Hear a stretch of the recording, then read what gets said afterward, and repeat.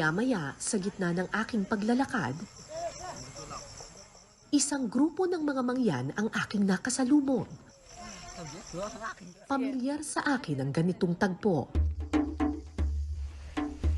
Para akong bumalik sa nakaraan.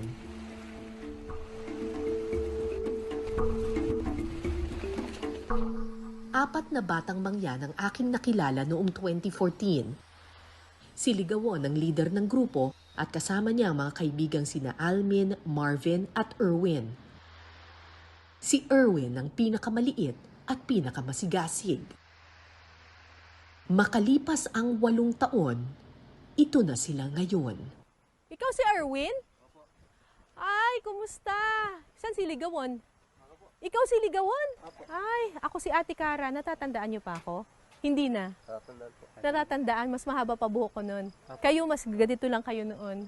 Maliit lang po. Ang laki niyo na! Gumana lang.